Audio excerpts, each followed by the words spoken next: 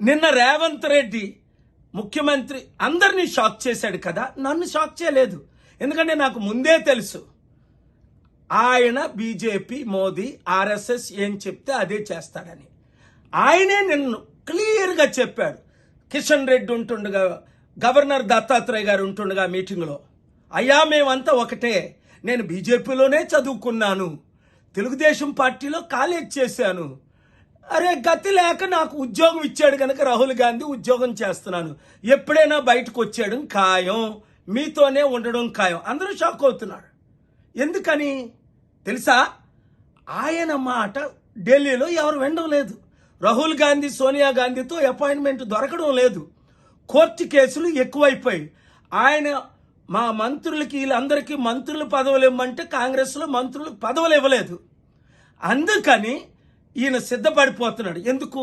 ఎప్పుడైనా నన్ను మోదీయే కాపాడగలడు, ఈడీ నుంచి మళ్ళా హెరాల్డ్ కేసులో నన్ను ఇరికించారు అనుకుంటున్నాడు. కాదు, ఆయనకు తెలుసు ఆయన ఏ తప్పులు చేశాడో, దేవునికి దూరం అయ్యాడో, శాపగ్రస్తుడు అవుతున్నాడో, దేవుని ఉగ్రత వస్తుందో ఎవరూ రక్షించలేరు మారు మనసు పొందితేనే తప్ప. మోదీ గారు వచ్చినప్పుడు మా పెద్దన్న అన్నప్పుడే నేను మాట్లాడాను కదా. ఇప్పుడు ఇంక వీళ్ళెవ్వరినీ నమ్మలేవని మీకు అర్థమైపోయిందా?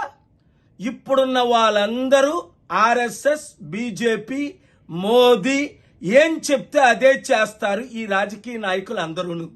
కనుక మార్పు రావాలి, ఆ మార్పు మనమే తేవాలి. మీరు నేను కలిసి పనిచేయాలి. ఈ వీడియో అందరికీ బ్రేకింగ్ న్యూస్ పెట్టి షేర్ చేయండి.